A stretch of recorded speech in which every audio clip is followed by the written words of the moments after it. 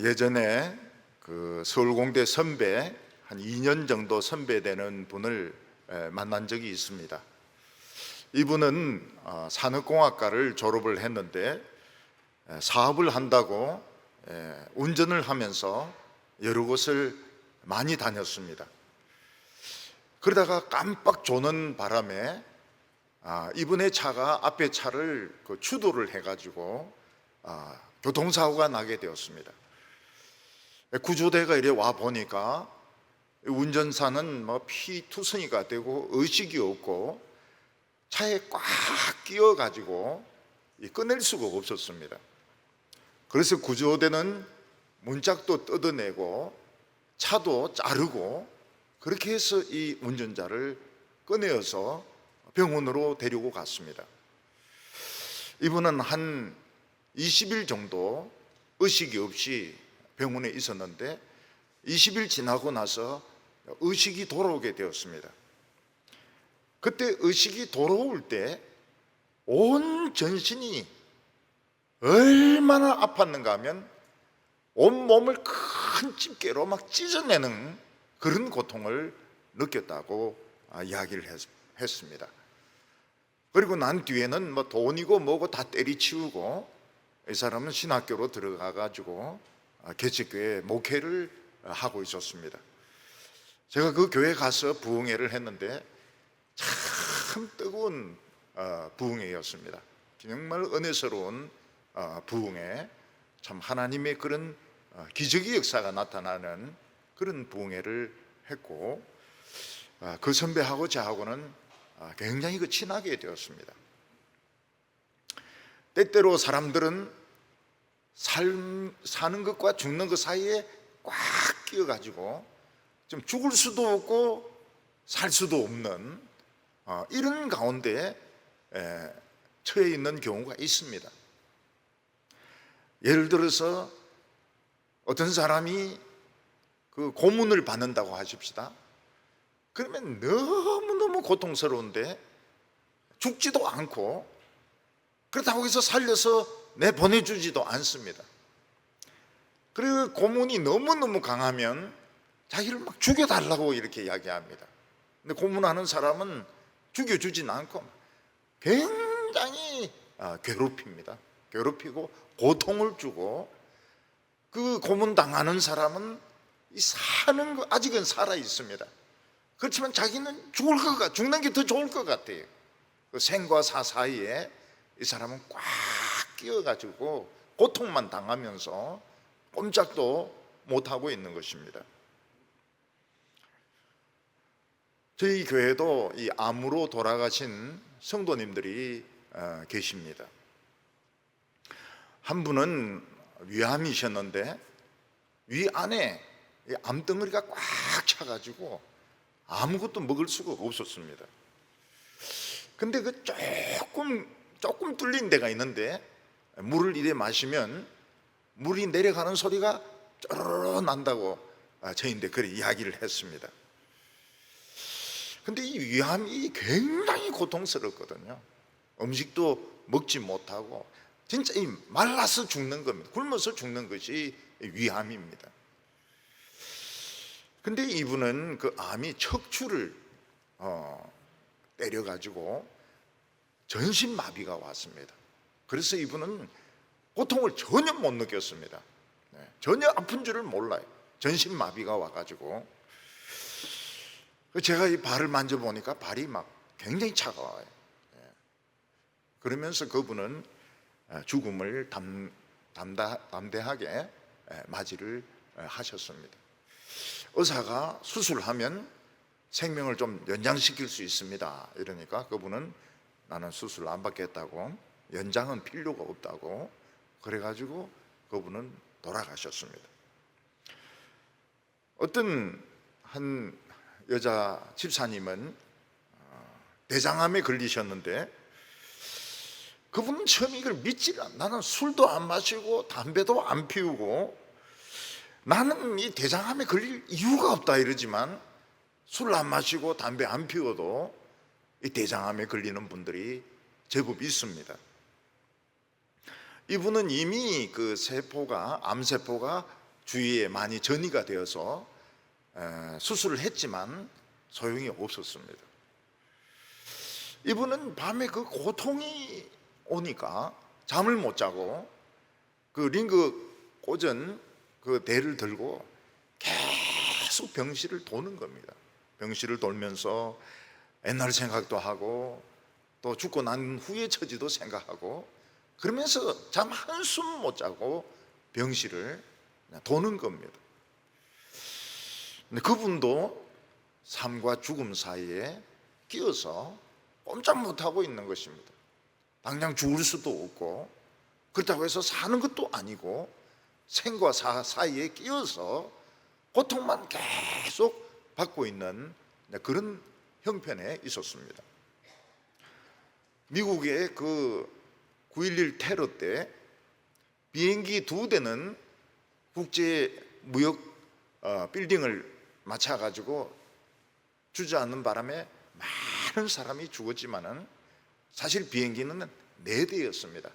하나는 국방성에 떨어졌고 하나는 그 승객들이 테러범들하고 막 싸우는 바람에 화이트하우스로 가려고 했는데 가지 못하고 숲에 떨어졌습니다.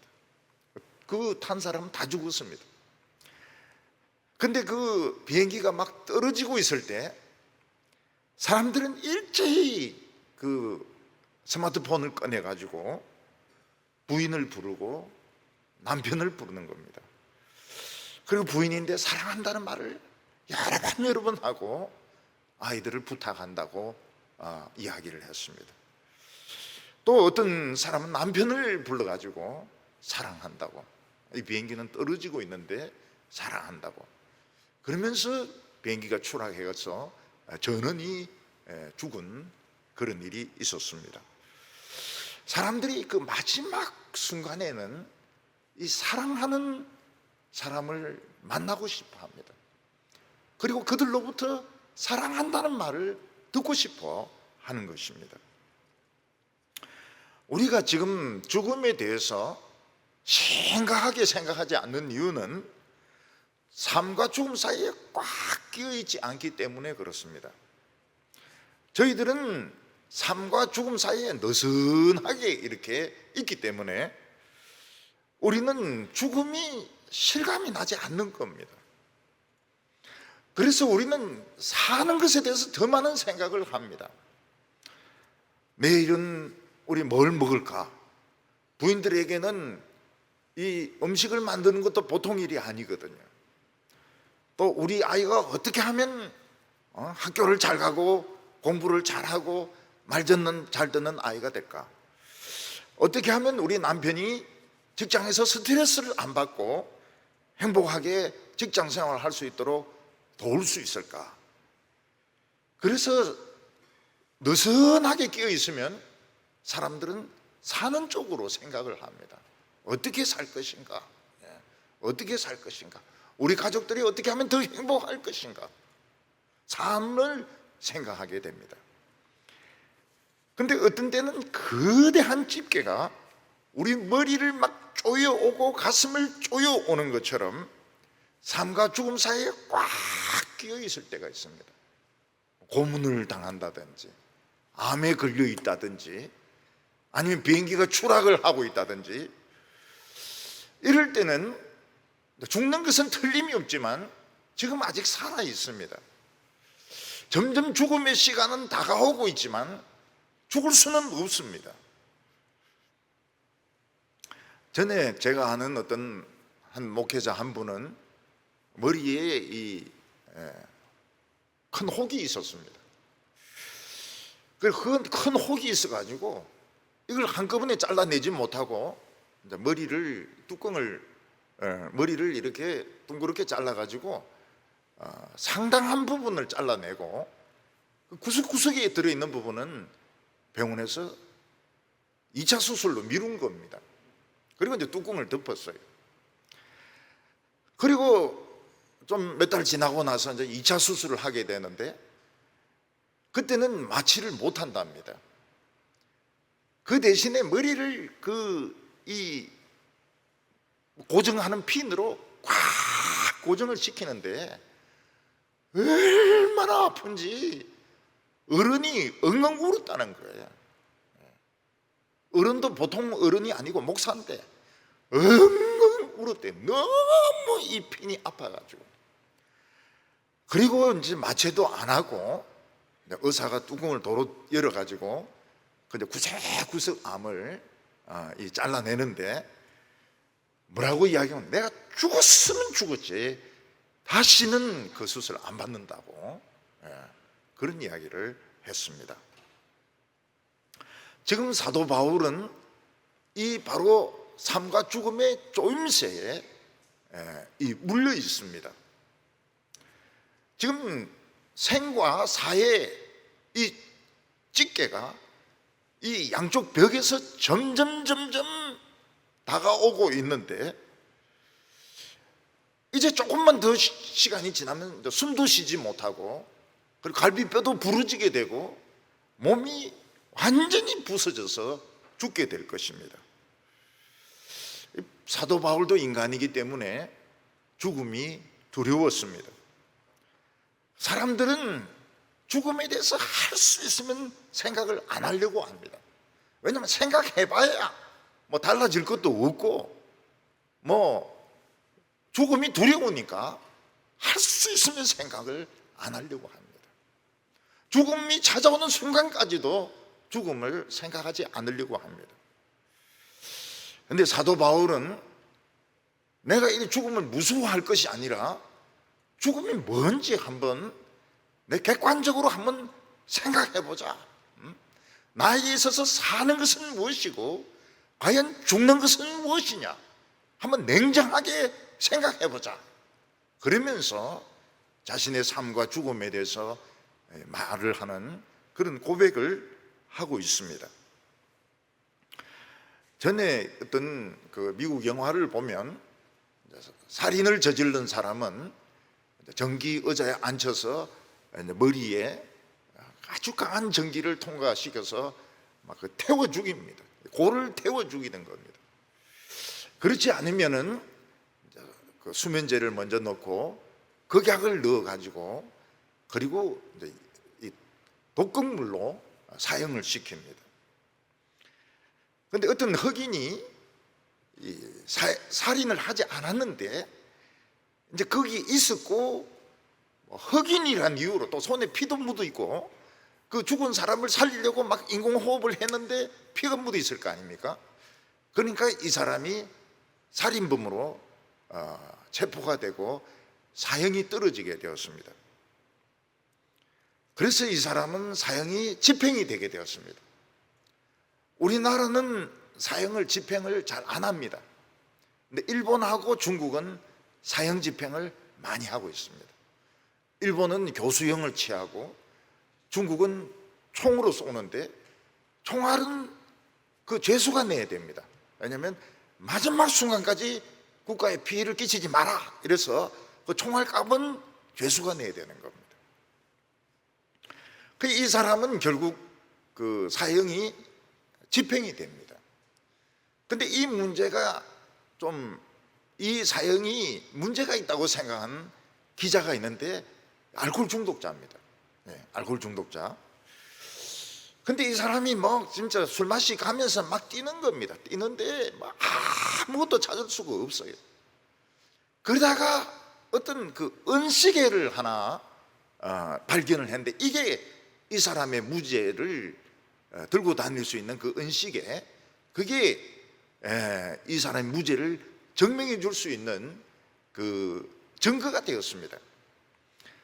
그래서 이 사람이 빨리 그 주지사에게 전화를 거니까 늦었다는 겁니다. 이미 독극물은 이 사람 속에 막 들어가고 있었습니다. 그때 부인이 그 사형 집행한 유리창을 막 치면서 왜 당신들은 우리 이야기를 들어주질 않느냐고, 누가 책임을 질 거냐고 막 그 사형 받는 유리창을 막 때립니다. 근데 다행스러운 것은 독극물이 들어가는데 수면제까지만 들어가고 독극물이 들어가기 직전에 주지사가 전화를 겁니다. 사형을 중단시키라고. 그러니까 이 늦은지도 모르겠지만 무조건 스톱하는 배를 눌립니다. 결국 그 사람은 살아났습니다. 그 사람은 독극물 수면제만 들어가고 독극물이 들어가기 직전에 살아나면서 다시 행복한 가정을 되찾게 됩니다. 사도 바울은 지금 네로가 황제가 되면서 기독교를 굉장히 적대시하고 있습니다. 아직 죽지는 않았습니다.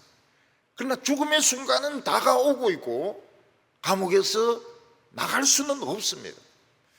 그때 사도 바울은 자신의 삶과 죽음에 대해서 아주 냉철하게 생각하면서 죽는 것은 무엇이고 사는 것은 무엇이냐, 이거를 생각을 하게 되는 것입니다.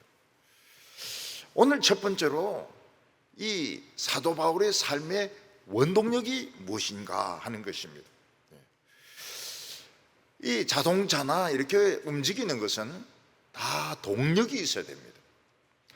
지금까지는 그 엔진에 휘발유나 경유를 넣어가지고 이걸 태워가 폭발을 시켜서 바퀴를 돌려서 운행하는 방식이었습니다. 그러다가 지금은 전기 자동차로 바뀌니까 이제는 그 복잡한 엔진이 필요가 없습니다. 그냥 전기와 모터만 있으면 그냥 달릴 수 있는 이런 시대로 가고 있는 경계선에 있습니다. 지금 중국은 이 배터리 부분에 세계 1위입니다. 그거는 오래전에 제가 북경에 가서 그걸 알았습니다. 북경에 오토바이가 굉장히 많은데 그 전부가 전기 오토바이입니다. 우리 같이 이런 그 휘발유를 쓰는 오토바이는 한 대도 없었습니다. 공산주의 국가니까요. 이 북경의 대기 오염을 줄이기 위해서 전 오토바이를 이 전기로 돌리는 것입니다. 그러니까 이 중국은 이 전기 모터의 역사가 이게 수십 년이 되는 겁니다. 근데 우리나라는 이제 지금 이 전기 모터에 지금 투자를 하고 지금 뛰어들고 있는데 우리나라가 또 따라낼 겁니다. 우리나라 사람들은 한다면 합니다. 안 한다면 절대로 안 하고, 개판 친다면 개판 치지만 또 한다면 또 하기 때문에 따라낼 가능성이 많이 있습니다. 왜냐하면 이 LG 모터가 대단하고 현대자동차가 또 기술 노하우가 대단하기 때문에 이거 합치면은 중국을 이겨낼 수도 있을 겁니다. 사람마다 이 세상을 살아가는 원동력이 있습니다. 어떤 사람은 공부가 원동력이 되는 사람이 있어요. 시험만 치면 1등하고 시험만 치면 합격을 하고, 그런 사람은 머릿속에 어떤 벌레가 들어갔는지 모르겠지만 좌우간 공부벌레가 있습니다. 그런 사람은 이제 이 공부가 삶의 원동력인 겁니다. 그래서 좋은 대학을 나오고, 그리고 사법시험에도 합격하고, 또 법관이 돼가지고 돈 많은 장모 만나가지고, 우리나라의 법관들 그 조사를 해보니까 재산이 수십억이에요. 그 왜 그렇습니까? 열쇠 3개 준다는 건 거짓말인 겁니다. 열쇠 3개 준다는 건 거짓말이고, 진짜 장모가 수십억씩 주니까 판검사들이 그냥 재산이 많아요. 어떤 사람은 장사하는 것이 삶의 원동력인 사람이 있습니다. 그래서 장사를 신나게 합니다. 장사하는 동안에는 신바람이 납니다. 그런 사람은 돈 버는 것이 원동력이 되는 것이죠. 또 연주가 삶의 원동력이 되는 사람이 있습니다. 이 사람은 연주를 안 하면 죽습니다. 연주를 해야 살 수 있습니다. 또 그림을 그려야 살 수 있고, 소설을 써야 살 수 있고, 소설을 쓰는 사람이 자기 펜을 꺾었다, 그거 다 거짓말입니다. 또 쓰고 있습니다. 안 쓰면 죽는데 어떻게 합니까?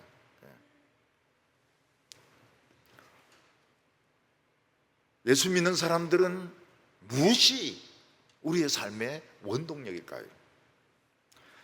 우리도 이 세상에 살아야 되기 때문에 다른 사람처럼 공부도 해야 되고 장사도 해야 되고 직장 생활도 해야 되고 농사도 지어야 되고 사업도 해야 됩니다. 그런데 놀라운 것은 크리스찬들이 공부도 똑같이 하고 장사도 똑같이 하고 직장 생활도 똑같이 하는데 이게 삶의 원동력이 아니라는 것입니다. 하는데 삶의 원동력이 아니라는 겁니다. 어떤 사람은 피아노를 잘 치는 사람이 있습니다. 어떤 사람은 축구나 배구를 잘하는 사람이 있습니다.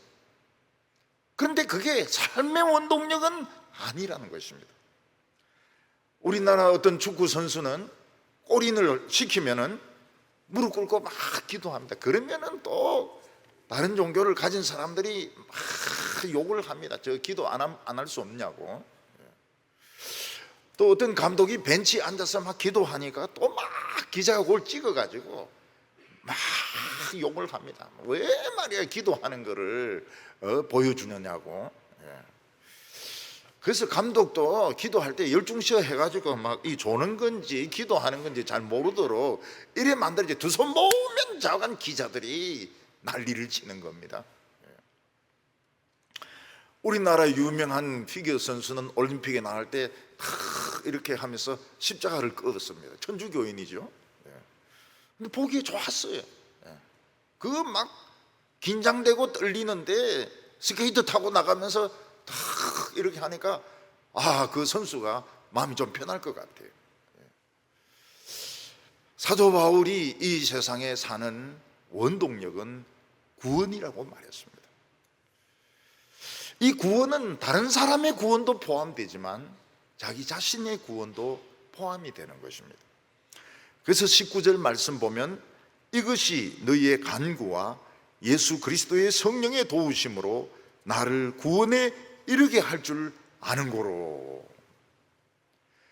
그러면 사도 바울은 자기가 구원받는다는 것을 의심했다는 뜻일까요? 사도 바울은 구원을 못 받을 수도 있기 때문에 참 이 구원받는 것이 자신의 삶의 목표라고 이야기했을까요? 사도 바울은 자신의 힘으로 구원에 이를 수 없었기 때문에 빌립보 교인들의 기도와 성령의 도우심이 필요하다고 말하고 있는 걸까요?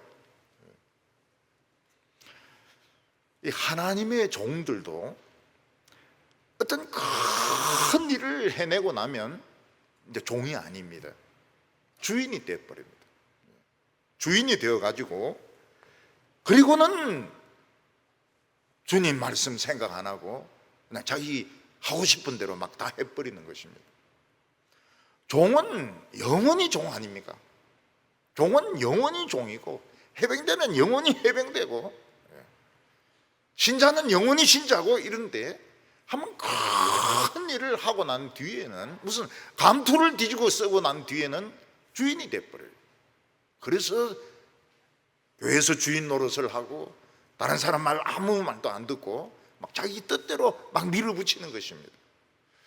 그러면 그 사람은 구원에 이르지 못합니다.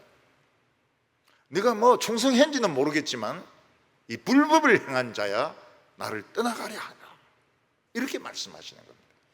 구원이 굉장히 쉽다고 이야기하는데 쉽지 않습니다. 끝까지 종의 자세를 지켜야 되는 것입니다. 사도 바울은 자기가 다른 사람의 구원을 위해서 힘쓰는 것처럼 자신의 구원을 위해서도 힘을 많이 썼습니다.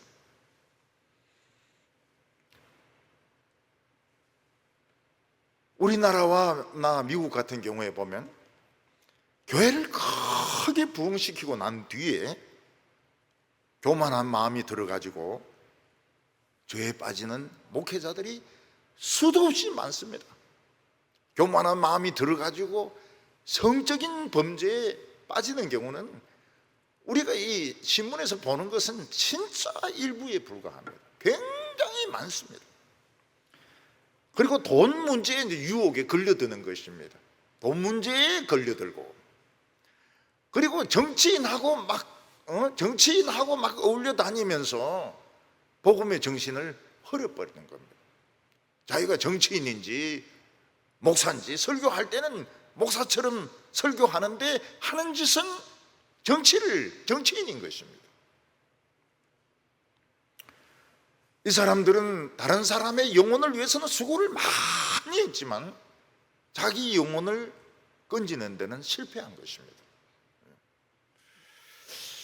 그래서 영국의 존 웨슬리는 하루에 2시간씩 기도하지 않는 사람과는 자기는 이야기를 안 한다고 했습니다. 왜냐하면 존 웨슬리는 열정적으로 선교하고 열정적으로 설교해서 큰 부흥을 일으켰습니다. 그러니까 사람들이 뭐라고 합니까? 말만 나오면 존 웨슬리입니다. 웨슬레 막 노래를 부릅니다. 웨슬레가 최고다. 웨슬레가 설교하면은 막 굉장한 일이 일어난다. 웨슬레는 부흥을 틀림없이 일으킨다. 웨슬레. 자기를 죽게 세워주는데 싫은 사람이 어디 있습니까? 자기를 죽게 세워주면 다 기분이 좋거든요. 자기가 굉장히 대단한 사람이 된 것 같거든요. 그러면서 자기는 망하는 겁니다. 교만해서 망하는 겁니다. 그래서 웨슬레는 2시간씩 기도합니다. 웨슬레는 아무것도 아닙니다. 웨슬레는 진짜 깨어져야 됩니다. 웨슬레는 부서져야 됩니다. 웨슬레는 부정이 되어야 됩니다. 막 그거 기도하는데 2시간 걸리는 겁니다. 웨슬레가 막 업이 되었다가 그냥 본인으로 돌아가는데 2시간 기도가 필요했던 것입니다. 우리는 웨슬레가 아니기 때문에 꼭 2시간 할 필요는 없습니다. 그렇지만 뭐가 이렇게 막 일이 잘 되고 막 상도 타고 막 칭찬받고 이러면은 기도 좀 더 해야 됩니다. 왜냐하면 업이 돼가지고 자기가 이 종인지 주인인지 이 분간이 안 되는 겁니다. 막 주인처럼 막 행동해요. 종이 그런 종이 어디 있습니까? 종은 시키는 대로 하라 그러면 하고 하지 마라 그러면 못하는 게 종이지. 막 밀어붙이고 막 다른 사람 야단치고 벌써 막 논쟁을 벌이고 이거는 종이 아닙니다. 주인이지. 이 말할 가치가 없어요. 미친놈이. 크리스찬 중에서 그런 사람은 미친놈입니다. 이야기할 가치가 없어요. 그래서 웨슬레는 유명해질수록 더 자신을 부인하는 기도가 필요했던 것입니다. 우리가 지금까지 타락하지 않고 하나님의 뜻을 따라서 말씀 들으면서 사는 이유는 누군가 우리를 위하여 기도하고 있고 교회 기도가 살아있고 부흥이 살아있고 성령님이 우리를 도우시기 때문에 우리가 그만큼 타락하지 않고 지금 은혜 가운데 살아가고 있는 것입니다. 한 번씩 도시교회 가보면요, 진짜 장관입니다. 장관. 이 교인은 이 교인을 상처 주고 저 교인은 저 교인을 상처 주고 장로는 장립집사를 상처 주고 장립집사는 목사를 상처 주고 온 교회가 피투성이에요. 피투성이. 그 왜 그렇습니까? 종이 아니에요. 그 교회는 종이란 걸 몰라요. 전부 주인인 거예요. 200명이 다 주인인 거예요. 전부 다 주인 노릇을 하는 것입니다. 그 종은 누굽니까? 교회에서 월급 타는 사람들, 인간 취급을 안 하는 거예요. 사무직원들, 청소하는 분들, 뭐 이런 분들 막 사람 취급을 안 해요. 왜냐하면 자기들이 주인이니까요. 근데 그것이 끝이 아닙니다. 청년회도 마찬가지예요. 어떤 청년은 여청년을 상처 주고 여청년은 또 다른 여청년 상처 주고 막 서로가 막 상처투성인 청년부인 겁니다. 제가 설교를 그때 했는데 그 교회 가서 설교를 했는데 전부 울어요. 저는 첫날에 몰랐습니다. 왜 이 교회 처녀들이 이렇게 예쁜지 몰랐어요. 우리 동부교회는 그래 안 이쁜데 왜 이 교회 여자들은, 이 여학 청년들은 이렇게 이쁜가? 첫날에는 제가 속았습니다. 몰랐어요.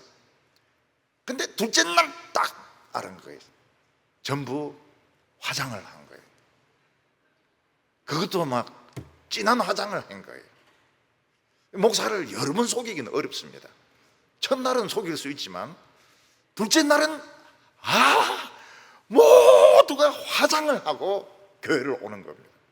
그 교회 오는 목적이 뭡니까? 신앙생활 하는 원동력이 무엇입니까?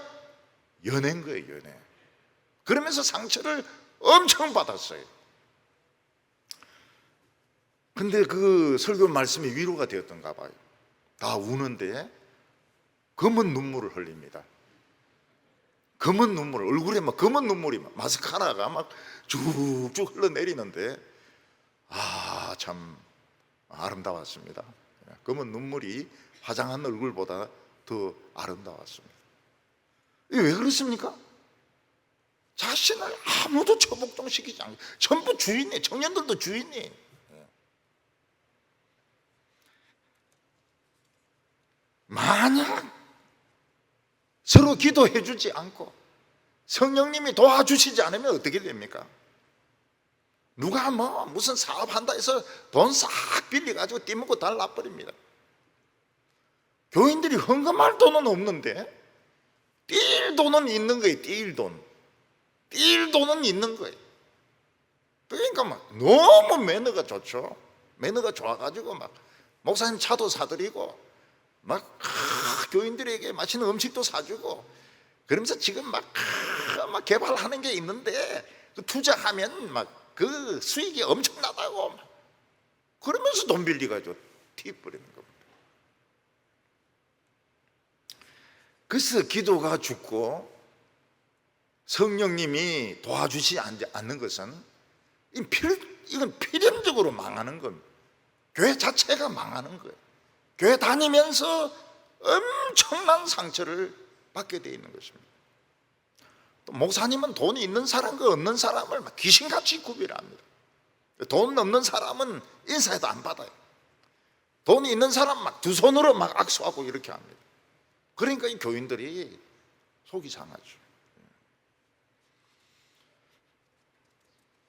사도 바울은 자기가 혹시라도 교만해서 구원에 이르지 못할까 봐 빌립보 교인들이 참 기도해주고 성령님이 도와주심으로 자기는 지금 살아가고 있다고 말하고 있습니다.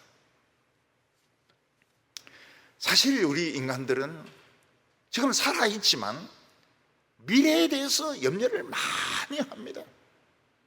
죽음에 대해서 생각하는 것이 아니고 미래에 내가 어떻게 살 것인가, 미래의 자신에 대해서 생각을, 걱정을 굉장히 많이 합니다. 돈은 누가 주며 또 내가 병에 안 걸린다는 보장은 어디 있으며, 우리는 하나님을 믿기는 하지만 미래에 대해서 하나님 믿는 것보다 더 많이 염려를 합니다. 나이 드신 분들은 치매가 오지 않을까? 그 치매 1단계가 뭡니까? 요 5대고 이러면 이제 이건 치매 온 겁니다. 그리고 중증은 뭐면 내가 누구? 이러면 이게 중증인 거예요. 중증. 자기가 누군지 모르면 중증인 것입니다. 네가 누구? 이것도 중증이죠. 긴 말이 필요가 없습니다. 청년들은 취직이 안 될까 봐, 결혼이 안 될까 봐 또 안 되고 있고, 너무 부끄럽지 않는가? 나의 인생은 너무 부끄럽지 않는가? 취직도 안 되지, 결혼도 안 되지, 연애도 못 해봤지, 내가 너무 부끄럽지 않는가? 이래가 살 필요가 있을까? 성경에는 하나님을 믿는 자는 결코 수치를 당하지 아니하리라 이렇게 말씀을 했는데도 걱정을 엄청나게 하는 겁니다. 저도 병이 왔을 때 걱정이 되었습니다. 근데 뭘 붙들었느냐? 절대로 수치를 당하게 하지 않는다. 그 말씀을 붙들었어요. 하나님은 결코 하나님을 의지하는 자를 수치를 당하게 하지 않습니다. 그건 나쁜 결과가 안 나온다는 거예요. 하나님이 반드시 아름다운 축복으로 인도하신다는 것입니다. 사도 바울도 얼마든지 교만해질 수 있었습니다. 사도 바울은 최고의 신학자였습니다. 최고의 설교자였습니다. 헬라어, 히브리어에 능통했습니다. 공부는 이 젊었을 때 이 바울 되기 전에 사울이 공부는 막 무진장하게 잘했습니다. 그런데 주님은 바울이 교만하지 못하도록 병을 주셨습니다. 그 병이 무엇인지는 모르겠지만은 어떤 주석가들은 간질이었을 것이다, 그렇게 이야기합니다. 사도 바울은 그 병이 낫도록 3번 간절히 기도했는데 응답이 무엇입니까? 내 은혜가 족하다. 너는 지금 충분히 은혜 받았고 너 병 나으면 안 된다. 너 병까지 나으면 누가 너 교만을 맡겠느냐? 응? 너가 어떻게 천국에 들어가겠느냐? 그 교만한 마음을 가지고 너 못 들어간다. 그러니까 병 낫도록 기도하지 말고 병 가지고 살다가 죽어라. 이게 주님의 응답이었습니다. 너무 많은 환상을 보았고 너무 많은 말씀을 들었고 너무 많은 부흥을 일으켰기 때문에 병까지 나으면 넌 안 된다. 너 교만을 막을 수가 없다고. 가룟 유다는 예수님의 12제자 중에 하나였지만 돈을 사랑해가지고 구원에 이르지 못했습니다. 자살하고 배가 터져버렸습니다. 사울왕은 이스라엘의 초대왕 아닙니까? 이스라엘의 초대왕입니다. 키도 크고 잘생겼습니다. 성경은 부정적으로 평가하고 있지만 그 당시 사람들에게는 굉장한 인기를 누리고 있었습니다. 그러나 그는 하나님 말씀을 신뢰하지 못했습니다. 사람들의 말을 신뢰했습니다. 나중에 무당을 찾아감으로써 성령 회방제를 지었습니다. 그는 구원에 이르지 못했습니다. 다윗도 모든 전쟁에 이기고 교만해졌습니다. 그래서 암몬하고 싸울 때 자기는 가지 않고 자기는 왕궁에 남아 있었습니다. 전략적으로 또 남아 있을 필요도 있었습니다. 위쪽에 아람이 움직이고 있었기 때문에 남아 있을 필요가 있었습니다. 근데 그는 모욕하는 여자를 보고 불러들입니다. 모욕하는 여자만 보한 것만 해도 사실은 왕으로서는 떳떳하지 못하죠. 근데 그 여자를 불러들이가 식사를 같이 하자는 겁니다. 또 여자는 막 좋아가지고 끈달린 드레스 입고 또 오는 거예요.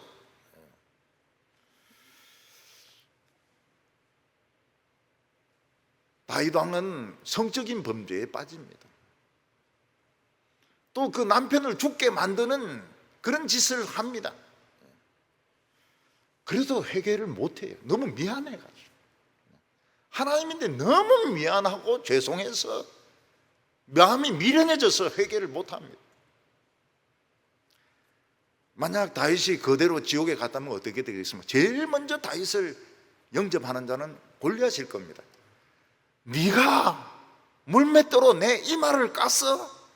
너도 한번 이마 한번 까봐라. 올라타가지고 막 이마를 막 그거 할 겁니다. 다윗이 죽였던 수많은 원수들도 다윗을 조롱할 것입니다. 다윗에게는 막 가슴이 썩어가지고 골마 있습니다. 하나님이 선지자를 보내서 터뜨려 줍니다. 고름을 막 짜줍니다. 그래서 다윗은 구원에 들어갔습니다. 삼손은 성령의 능력으로 블레셋 사람 1000명을 죽였습니다. 또 술 마시러 가드로 갔다가 막 포위가 되니까 성문을 뜯어가지고 왔습니다. 힘으로는 삼손을 이길 수 있는 사람이 없었습니다. 그러나 그의 마음은 교만해져서 들릴라라는 여자에게 마음이 뺏기게 됩니다. 눈알이 뽑히고 머리털이 밀리고 또 몸에 쇠사슬을 쇠사슬 차고 맷돌을 돌립니다. 근데 기도 못해요. 미안해가지고 하나님이 나에게 이런 은혜를 주시고 축복을 주신데 난 배반했다. 내가 어떻게 기도하냐? 근데 블레셋 사람들이 실수한 게 너무 다윗에게 수치감을 준 겁니다. 삼손을 불러내 가지고 너무 부끄럽게 하니까 기도를 하는 겁니다. 하나님, 한 번만 기회를 주십시오. 한 번만 기회를 주셔서 내 이 눈알 뽑은 원수를 갚게 하소서. 그리고 막 기둥 잡고 넘어지니까 삼손도 죽고 막 한 3,000명 되는 블레셋 사람도 죽었습니다. 삼손은 마지막 그 기도로, 죽음을 각오한 기도로 구원에 들어가게 됩니다.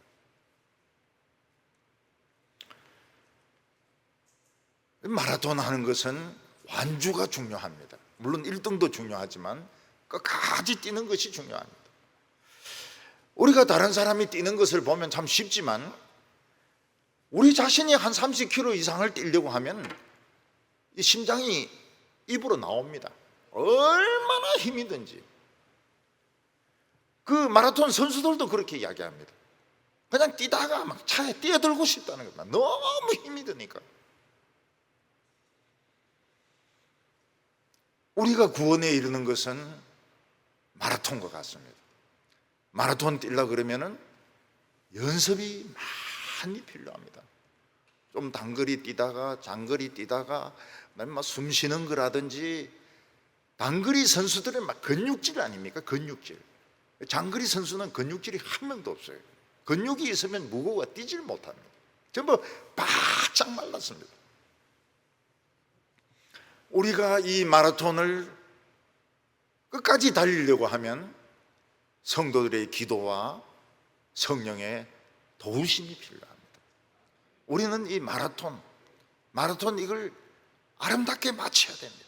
아름답게 마라톤을 끝까지 마쳐야 돼요. 제가 이 몸이 아프다는 말 듣고 한 권사님이 전화를 하셨습니다. 그분도 아프신 분이십니다. 전화해서 뭐라고 말합니까?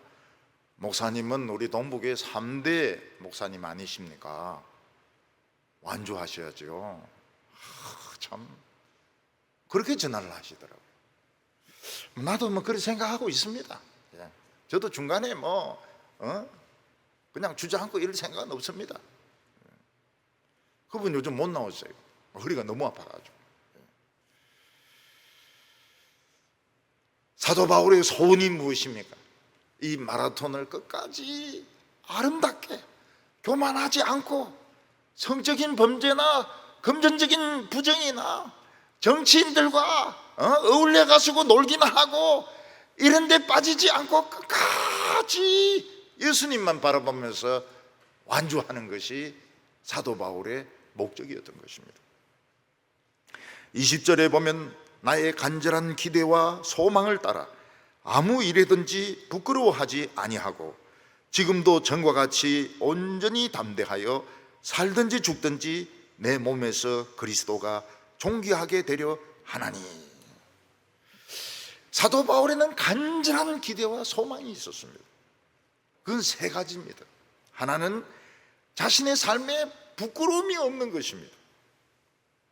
부끄러움이 없는 것의 반대말은 위선적인 것입니다. 부끄러움이 있는데 그걸 덮어버리고 그거를 막 거룩한 채 하는 이게 부끄러움이 없는 것의 반대말입니다.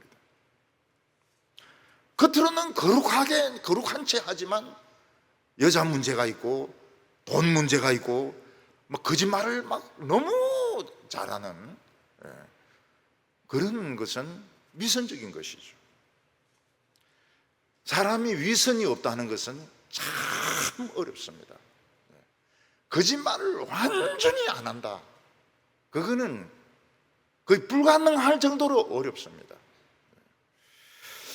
왜냐하면 지금 세상 거짓말만 조금 하면 모든 게 원활하게 돌아가거든요. 모든 게 쉽게 돌아가거든요.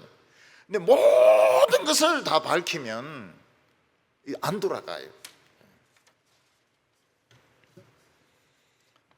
우리나라 유명한 목회자들이 다 부끄러운 사람들입니다. 미국에도 그런 사람들이 많습니다. 빌 하이벨스, 빌 하이벨스가 참 얼마나 큰 교회를 목회했습니까? 얼마나 합리적으로 교회를 조직을 했습니까? 근데 그는 이미 오래전부터 어떤 여자하고 딴 살림을 차린 것이 나타난 것입니다. 그래서 그는 자기가 개척한 교회를 떠났습니다. 부끄러워가지고. 릭 워런도 세들백 교회라고 해서 얼마나 유명합니까? 그 제자도입니까? 예. 그 책은 우리나라에서 100만 부 이상 팔렸습니다. 덩치가 굉장히 크죠. 배도 나오고 막 덩치가 크고 여기 수염 달고 막 릭 워런. 근데 이 사람은 안 믿는 사람도 구원받을 수 있다고 주장합니다. 왜냐하면 유명하기 때문에. 정치인들과 자꾸 만나니까요. 동성애 자들도 구원받을 수 있다고 이야기를 합니다. 그래서 릭 워런의 말은 신뢰를 하면 안 됩니다. 이 사람은 정치인이 돼버렸어요. 수정교회 로버트 슐러 설교를 제가 들었습니다. 난 드라브한 줄 알았어요. 영어를 하는데 생긴 거하고 틀리더라고요. 얼마나 유창하게 열정적으로 막 설교를 하는지 난 드라마인 줄 알았어요. 이 사람은 연극 배우인 줄 알았어요. 그리고 이 사람의 아이디어가 얼마나 뛰어난가 하면 교회 안에서도 예배드리고 교회 밖에서도 차에서도 예배드릴 수 있도록 강대상이 딱 모퉁이에 있습니다. 밖에서도 보고 안에서도 볼 수 있도록. 그리고 나는 할 수 있다. 포지티브 띵킹, 적극적인 사고방식. 우리나라 막 목사님도 막 수없이 몰려가고 거기서 강의 듣고 수정교회에 막 크리스탈 처치 거기서 예배드리고 망해버렸습니다. 천주교로 넘어가 버렸어요. 굉장히 부끄럽습니다. 우리나라 유명한 목사님은 장로교 최고의, 세계 최고의, 장로교로서는 세계 최고의 목사라는 분이 교회를 아들에게 물려줍니다. 그래서 막 사람들로부터 욕을 많이 얻어먹었죠. 처음부터 우리는 그럴 줄 알았습니다. 왜냐하면 돈이 너무 많으니까요. 돈이 너무 많으니까 남한테 줄 수가 없습니다. 벌린 일이 너무 많아요. 병원도 있고 학교도 있고 뭐 굉장히 많습니다. 우리나라 세계 최대의 교회를 세운 분은 아들이 하는 일에 교회 헌금으로 지원을 합니다. 이거 횡령이죠. 이건 횡령입니다. 횡령에 걸려가 유죄의 선고를 받았습니다. 뭐 집행유예지만 실형을 선고를 받았습니다. 부끄러움이 없어야 마라톤에 완주를 할 수 있습니다. 근데 이분들은 끝에 가서 다 낙오한 사람들입니다. 낙오한 용사들인 것입니다. 우리가 훈련 받을 때 보면 통제부 안에서부터 진해 저 끝에 있는 사격장까지 이제 뜁니다. 뛰어야 돼요. 뒤에는 이제 앰뷸런스도 따라오고 트럭도 따라오고 구대장이 가르쳐 줍니다. 이럴 때 두 번 호흡을 내뿜고 두 번 호흡 들이쉬고 이래 뛰라는 거예요. 그리고 끝에 다 가서는 막 그냥 악이다 깡이다 악이다 깡이다 하면서 자꾸 낙오하지 말아라는 거예요. 낙오하면 어떻게 됩니까? 낙오하면 트럭에 태워줍니다. 그리고 그날 저녁 굶습니다. 그리고 빠따를 그냥 수십 대를 맞습니다. 근데 저는 낙오한 적이 한 번도 없어요. 왜 낙오한 적이 없을까요? 제가 맨 앞에서 뛰거든요. 그래서 속도를 안 내는 겁니다. 내 보조에 맞춰가지고 속도를 안 내는 겁니다. 구대장이 막 속도 증가 이럴 때 속도 증가 아니에요. 왜냐하면 더 빨리 뛰면 내가 낙오하니까. 그 저는 한 번도 낙오한 적이 없어요. 그 뒤에서 따라온 애들은 키가 작지 않습니까? 이 발을 못 맞춰요. 제같이 키 큰 사람은 한 발자국지만 얘들은 막 두 발자국 뛰어야 됩니다. 그래서 낙오를 하는 거예요. 키가 작으면 낙오를 합니다. 두들겨 맞아요. 저녁 굶고. 부끄럼이 없을라 그러면은 참 살얼음판 긋듯이 교회는 살얼음판입니다. 조심조심 걸어가야 됩니다. 조심조심 걸어가야 됩니다. 여러분, 요즘은 여성 교인의 팔을 잡는다든지 어깨동무를 한다든지 성적인 수치감독이 전부 성희롱에 섹스 헤러스먼트에 들어가게 됩니다. 이 고소해버림이 걸리는 거예요. 그러니까 여성들하고 이야기할 때는 눈도 마주치면 안 됩니다. 저 하늘을 쳐다보면서 닭처럼 물 한 마시고 하늘 쳐다보고 물 한 마시고. 닭이 왜 하늘을 쳐다보느냐? 오늘 우리를 깨닫게 하기 위해서 정면으로 보지 말라고 말이죠. 보더라도 옆으로 이래 보고 말이죠. 바울은 자기가 전성기 때같이 담대하기를 바란다고 말했습니다. 사람이 이 절정기에는 열정이 막 폭발을 하기 때문에 돈도 모릅니다. 여자도 모릅니다. 그냥 하나님을 향하여 달려가는 것입니다. 사자와 같습니다. 사자와 같이 담대합니다. 경험은 없습니다. 실수는 합니다. 그러나 용기 하나는 막 사자같이 덤벼듭니다. 근데 나이가 들면 어떻습니까? 그런 용기가 없어요. 그런 용기가 없고 비급해집니다. 사람이 비급해져요. 말을 이리 돌리고 저리 돌리고 이래가지고 말로 다 때우려고 합니다. 근데 성경에 보면 늙어서도 청년인 사람이 있었습니다. 갈렙이었습니다. 갈렙은 85세였지만 40세와 같은 상태를 유지했습니다. 그래서 어떤 사람이 갈렙같이 늙어가기, 갈렙같이 나이 들기 이런 책을 썼는데 한번 읽어보니까 무슨 내용인지 모르겠더라고요. 85세가 되었지만 40대와 같이 용감할 수 있다면, 열정적일 수 있다면 교회는 실수하는 것 가지고는 뭐라 하지 않습니다.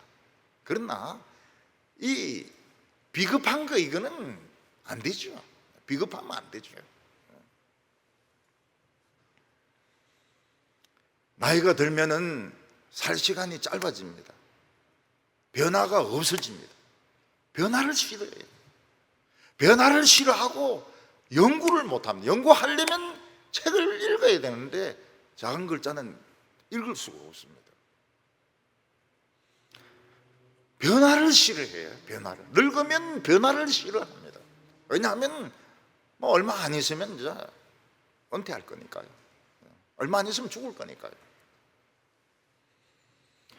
그러나 꾸준히 연습을 하면 늙어서도 열정을 가질 수가 있습니다. 꾸준하게 연습하면 마라톤을 완주할 수 있습니다. 그래서 내가 늙었지만은 내가 이 열정적일 수 있도록, 그래서 돈 같은 거 생각하지 않고 사람을 생각하지 않고 복음만 생각하고 달릴 수 있도록, 그게 자신의 기대와 소망이었던 것입니다. 그리고 세 번째는 그리스도를 나타내는 것이었습니다. 자기를 나타내는 것이 아닙니다.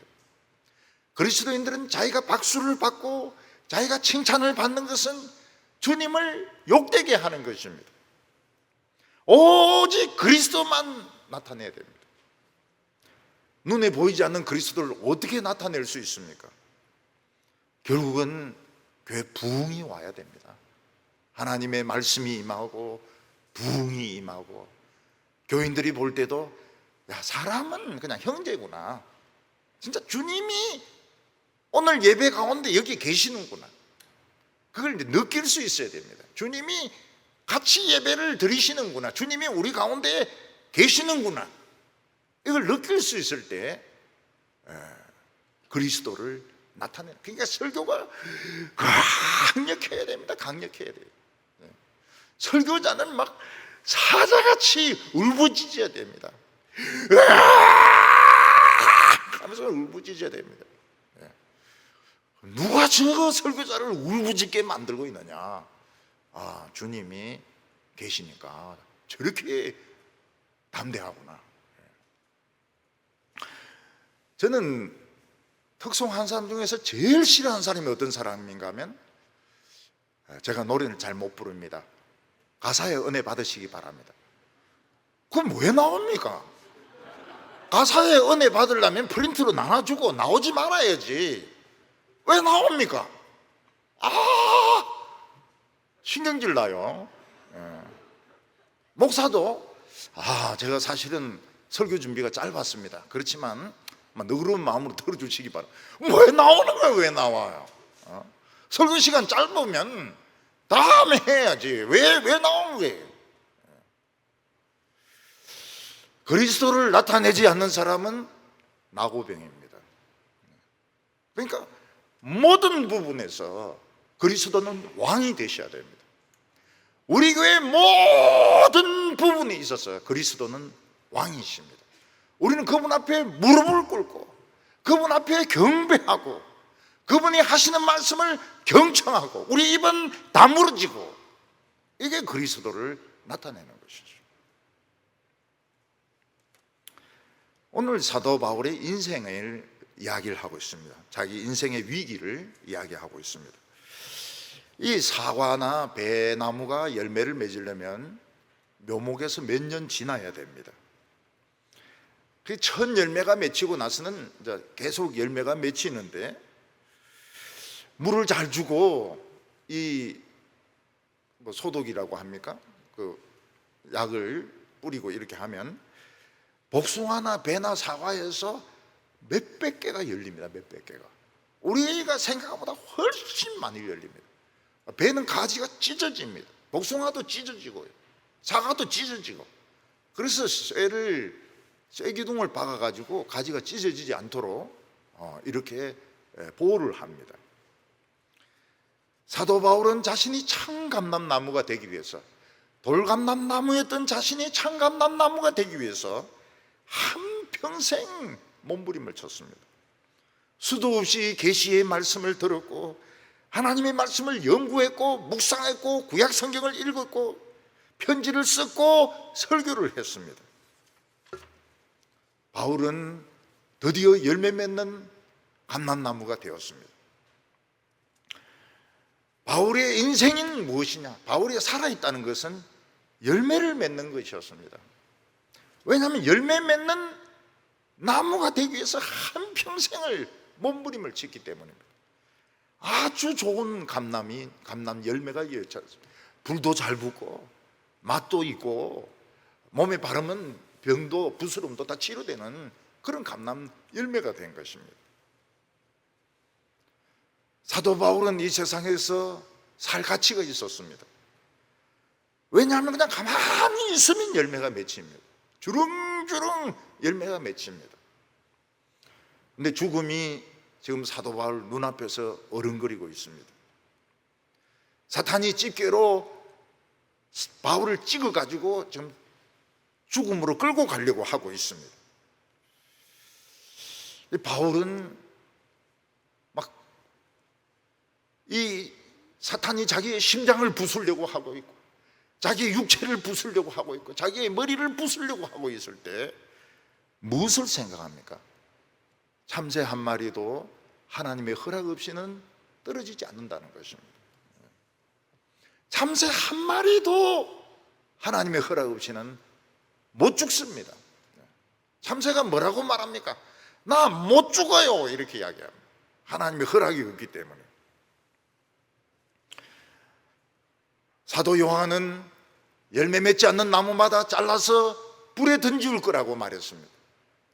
근데 사도 바울은 진짜 있으면 열매를 맺는, 그냥 살아있기만 하면 열매를 맺는 그런 참 감람나무였습니다. 근데 사도 바울이 이렇게 말합니다. 21절에 이는 내가 사는 것이 그리스도니 죽는 것도 유익함이니라. 사도 바울이 사는 목적이 무엇입니까? 그리스도를 나타내는 것입니다. 자신이 그리스도처럼 되고 그리스도의 말을 하고 그리스도에게 복종하고 사람들이 그리스도를 바라보게 하는 것이 자신이 사는 목적이었습니다. 이런 사람 하나 만들려면 200년, 300년 걸립니다. 그래서 사도 바울은 살리는 것이 엄청난 유익입니다. 200년, 300년 만에 나오는 사람을 죽이면 얼마나 아깝습니까? 그런데 사도 바울은 죽는 것도 유익하다고 말했습니다. 유익이 아니죠. 사도 바울 같은 사람 죽으면 너무너무 아까운 것이죠. 200년, 300년 되어서 열매 맺는 나무를 잘라버린다는 것은 너무 교회의 손실이고 교인들에게 너무나도 실망스러운 일입니다. 그런데 사도 바울은 사실은 자기는 죽는 것을 좋아한다고 말했습니다. 죽고 싶다고 말했습니다. 왜냐하면 그리스도에게 더 가까이 가서 그리스도와 만날 수 있으니까. 그러니까 사도 바울에게는 그리스도가 생생했던 것입니다. 어려울 때마다 예수님이 나타나셔서 환상 가운데 말씀해 주셨습니다. 그리고 사도 바울은 세 번째 하늘까지 올라갔습니다. 천국이 생생했고 예수님이 생생했습니다. 너무 천국이 생생했기 때문에 죽는 게 훨씬 낫다는 거예요. 자기인데는 훨씬 낫다는 것입니다. 그리고 사도 바울이 죽으면 교인들이 물론 실망은 하지만 야, 기독교는 세상 영광을 추구하는 데가 아니구나. 저래 사도가 가장 낮은 곳에 떨어지고 저렇게 목 베어 죽는 것을 보면은 기독교는 세상 영광이 아니다. 우리 고난 받는 거 겁내지 말자. 우리 뭐 채찍에 맞고 요거도 먹고 따기 맞고 뭐 머리털 뽑히는 거 부끄러워하지 말자. 그리스도인들이 정신을 차리게 되는 것입니다. 그래서 사는 것이 그리스도니 죽는 것도 그리스도라고 말했습니다. 유익하다고 말했습니다. 22절과 23절에 보면 그러나 육신으로 사는 이것이 내 일의 열매일진데 무엇을 택해야 할지 나는 알지 못하노라. 내가 그 둘 사이에 끼었으니 차라리 세상을 떠나 그리스도와 함께 있는 것이 훨씬 더 좋은 일이라. 사도 바울은 지금 두 사이에 꽉 끼어 있습니다. 우리같이 지금 느슨하게 끼어 있는 것이 아니고 삶과 죽음 사이에 꽉 끼어 있습니다. 살아야 되는지 죽어야 되는지 내일 일을 알 수가 없습니다. 근데 사도 바울은 살아있는 것도 유익하다 그랬습니다. 꽉 끼어 있어도 열매는 맺거든요. 열매는 맺히니까 살아있는 것도 유익하지만 자기는 죽으면 더 좋겠다고 말해요. 너무 주님이 생생하기 때문에. 만약 우리 성도님들이 천사들이 막 나팔 불면서 다 나와서 주님을 맞이해라 이럴 때 막 할렐루야 하면서 뛰어나가는 사람 있는가 하면 막 화도 치우고 술병 치우고 막 이러면서 주님 지금은 안 됩니다. 지금은 안 됩니다. 이런 사람도 분명히 많이 있을 거라고요. 주님을 막 사모하고 막 진짜 죽고 싶어하고 이런 분들은 미친 사람들이죠. 우리가 이 세상에 너무 오래 물이 들어버린 겁니다. 이 세상에 물이 너무 많이 들어버렸어요. 그래서 우리 뭐 얼굴하고 몸속까지 뼛속까지 혈관까지 뇌까지 세상 물이 먹은 것입니다. 보니까 그 물이란 게 굉장히 중요해요. 이 사관학교를 졸업한 사람들은 딱 생도입니다. 생도. 딱 절도가 있고 시간 딱 지키고. 우리 같이 일반 대학 나온 사람은 수업 시간 잘 빠지고 약속 시간 늦고 술은 굉장히 잘 마시고 생도들하고는 다르죠. 생도들하고. 그리고 어떤 생도가 그런 이야기를 했습니다. 우리가 서울대에 꿀리는 게 없는데 딱 하나 꿀린다는 거예요. 그게 뭔가 하면 서울대생들은 막 영어를 너무 잘 읽는다는 겁니다. 영어 타임지 이런 거 가지고 다니면서 막 읽는다는 겁니다. 말은 못해요. 말 못하고 듣지도 못해. 근데 읽는 거 하나는 한국 책 읽는 것보다 더 빨리 읽습니다. 그게 이제 우리를 참 기죽인다. 생도들이 그렇게 이야기합니다. 그래서 제가 사관학교에 가서 설교할 때 너희들이 서울대를 이기려면 영어를 공부해라. 그리고 제2외국어를 하나 더 해놔라. 그러면 서울대보다 훨씬 낫다. 이 사관학교 같은 이런 학교도 없다고. 왜냐하면 우리 졸업해도 다 학도지가 못 만나거든요. 근데 생도들은 같이 있습니다. 같이 막 배면 배, 비행기면 비행기, 막 맨날 그냥 동기생들이 같이 있다가 나중에 이제 자기들끼리 경쟁해요. 사도 바울은 만약 자신에게 죽음과 삶의 선택권이 있다면 선택 못하겠다고 말하고 있습니다. 선택 못하겠다. 사는 쪽을 선택할지 죽는 쪽을 선택할지 모르겠다. 근데 실제로는 죽는 쪽을 선택하고 싶다고 말하고 있습니다.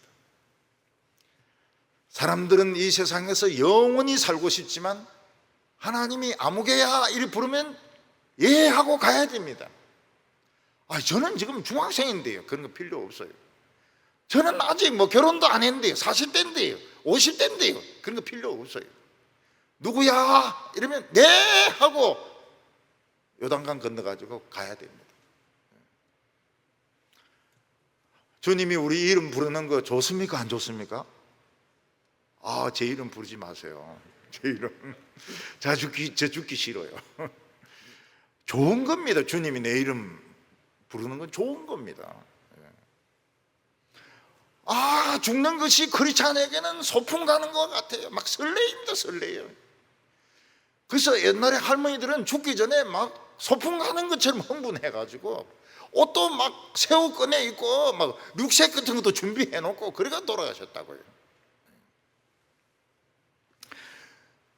이 죽는 것은 어려운 게 아닙니다. 놀이동산에서 물 미끄럼 타는 것 같습니다. 신나게 내려가면 밑에 다 있습니다.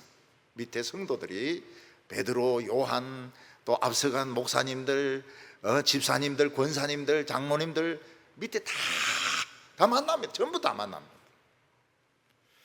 주님은 우리를 안아주시면서 고생이 많았다. 이 악한 세상에서 음란하고 악한 세상에 살면서 고생이 많았다. 그래서 눈에서 눈물을 닦아줍니다. 또 사람들이 막 오해도 하고 공격도 하고 못된 소리 할 때 마음의 상처도 많이 받았지. 내가 상처도 다 치료해 줄게. 눈에서 눈물을 닦아주시며 우리 마음의 상처를 주님이 직접 치료해 주시는 것입니다. 그래서 어차피 죽어야 된다면 빨리 가는 것도 나쁜 건 아닙니다. 자기가 막 미리 순서를 위반해가지고 죽을 필요는 없지만은 주님이 부르면 백혈병으로 부를 수도 있고 또 다른 전쟁으로 부를 수도 있고 사고도 부를 수도 있고 그러면 네!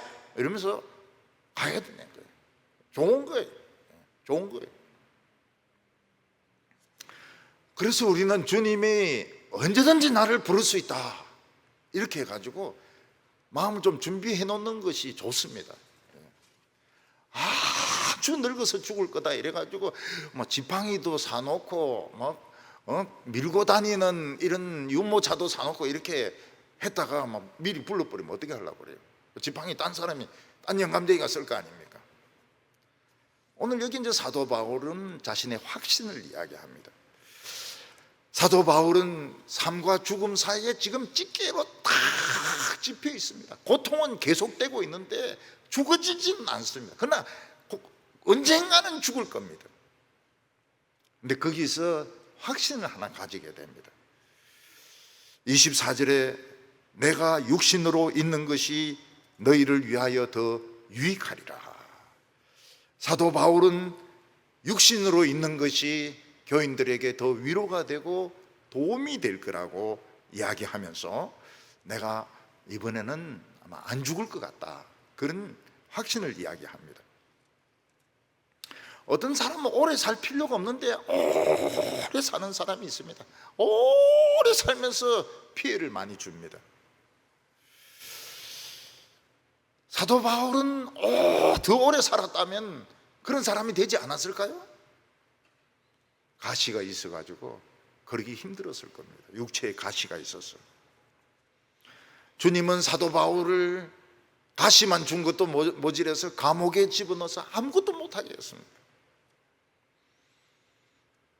사도 바울은 자신의 미래는 알 수가 없지만 살 것 같다고, 살 것으로 확신한다고 말했습니다.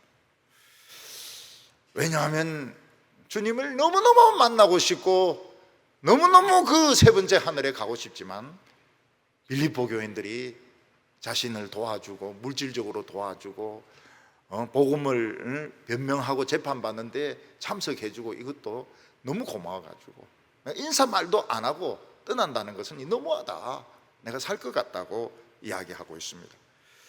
그래서 25절에 내가 살 것과 너희 믿음의 진보와 기쁨을 위하여 너희 무리와 함께 그할 이것을 확실히 아노니, 이렇게 말하고 있습니다. 사도 바울은 지금 죽음에 막 눌려있지만 이번에는 안 죽을 것 같다, 이런 확신을 이야기하고 있습니다. 하나님은 바울을 데려가실 겁니다. 그러나 이번은 아닐 것 같아요. 사람들은 그 미완성 작품이 있으면은 지금은 안 된다, 지금 죽으면 안 된다, 이 작품을 좀 완성을 하고 죽어야 된다, 이런 생각을 할 때가 많을 것입니다. 칼빈은 건강이 좋지 못해서 병들어 있었습니다. 근데 기독교 강요를 여러 번 개정했는데 마지막 그 라틴어 판을 완성을 못했습니다. 그래서 병든 가운데서 열심히 그 기독교 강요를 라틴어로 적었습니다. 그리고 완성하고 죽었습니다. 완성하고 언피니시드가 아니고 마치고 죽었습니다. 걸작이죠. 1559년 세군으로 된 거 아주 걸작품을 남기고 죽었습니다. 로이드 존스 목사는 로마서를 14년간 설교했는데 14장까지만 딱 설교했습니다. 14장까지 설교한 게 또 14권입니다. 근데 그의 설교는 원고로 쓴 것이 아니고 전부 녹음을 한 겁니다. 그래서 교인들이 그걸 다 풀어가지고 이 글자로 만들어 줬는데, 이 로이드 존슨은 이 어휘력이, 의사지만 어휘력이 굉장히 그 높은 사람이었습니다. 그래서 어휘를 많이 바꾸었습니다. 녹음을 들으면서 설교집을 보면 너무 달라요. 너무 달라요. 어휘를 아주 그 수준 높은 어휘를 써가지고 책을 만든 것을 볼 수가 있습니다. 그리고 81살에 죽었습니다. 사도 바울은 자기가 살아서 빌립보에 교회 가면 참 사랑의 교제만 나눌 것이 아니고 또 영적으로 굉장한 유익을 줄 것 같다, 그렇게 말하고 있습니다. 그는 사랑하는 교인들과 함께 시간을 오래 보내고 싶었습니다. 근데 사도 바울이 감옥에서 풀려나서 진짜 빌립보에 갔는지 안 갔는지는 알 수가 없습니다. 사도 바울은 로마서에서도 로마 교인들에게 편지를 보내면서 내가 로마에 가서 여러분들을 만나고 여러분들의 도움을 받아서, 경제적인 도움을 받아서 스페인에 가서 복음을 전하고 싶다, 이렇게 했는데 진짜 스페인에 갔는지 안 갔는지 알 수가 없습니다.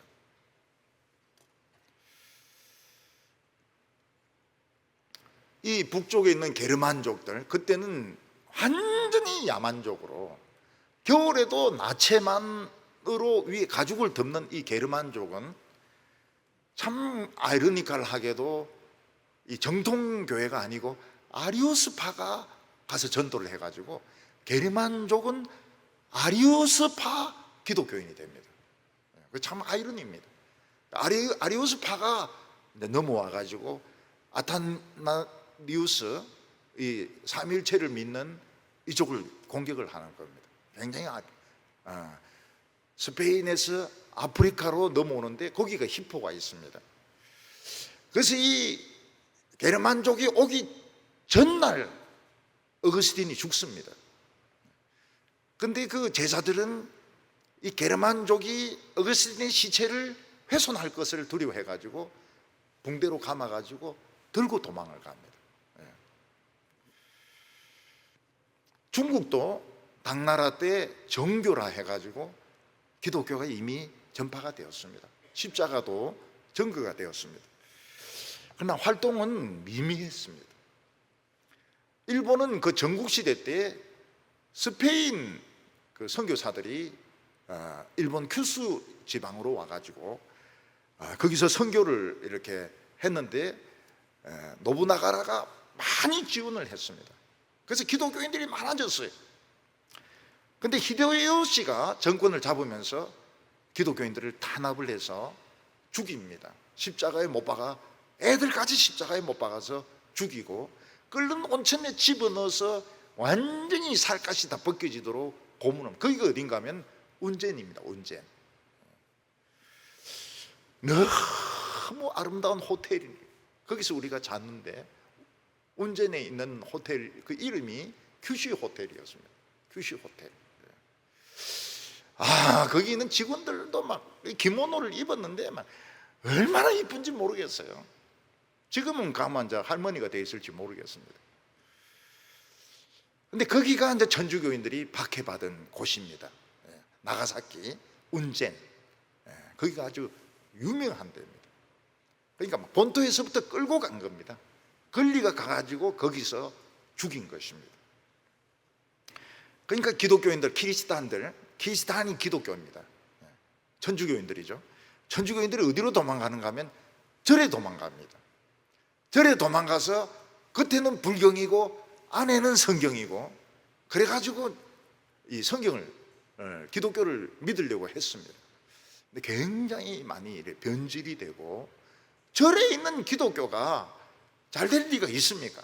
많이 변질이 되고 기독교가 약화되게 되었습니다. 우리가 이 세상에 사는 목적이 무엇일까요? 지금 마라톤을 지금 잘 하고 있나요? 우리가 신앙생활을 하면서 부끄러운 부분이 없는 사람은 없습니다. 전부 부끄러움이 다 있습니다. 그걸 어떻게 하시려고? 우리가 바늘 구멍으로 들어가려면 실이 돼야 되는데 어떻게 이 부끄러움을 씻을 수 있을까요? 우리는 열매 맺는 나무입니까? 아니면 아직도 돌감람나무입니까? 아니면 입만무상한 무화과입니까? 나는 교회에서 종입니까? 주인입니까? 동부교회 주인은 예수님입니까? 아니면 힘 있는 사람이 주인입니까? 그 분명히 하셔야 됩니다. 왜냐하면 이게 낙오되거든요. 낙오돼. 이건 낙오가 되는. 누가 주인이냐? 종이면 종다워야 되고 주인이면 주인 행세를 할 것이고 결판이 나는 겁니다. 종이 주인 행세하면 안 돼요.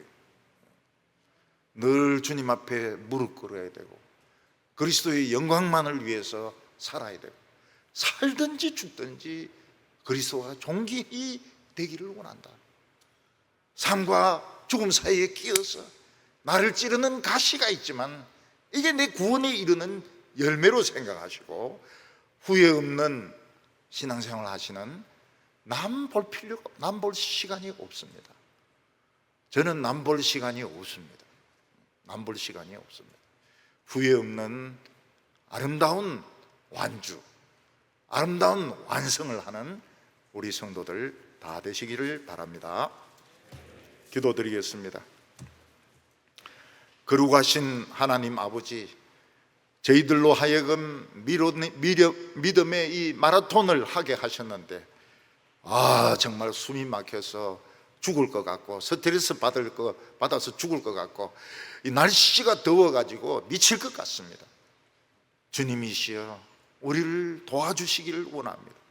성령의 생수로 하나님의 그림자로 우리를 지켜주셔서 낙오하지 아니하고 부끄러운 죄에 빠지지 아니하고 끝까지 주님을 향하여 달려가서 주님이 우리의 눈물을 씻어주시고 우리 가슴에 상처를 치료해 주시고 모든 성도들, 앞서간 성도들, 장로님들, 권사님들, 베드로, 막달라 마리아 다 만나는 저희들 되게 하여 주시옵소서. 예수님의 이름으로 기도하옵나이다.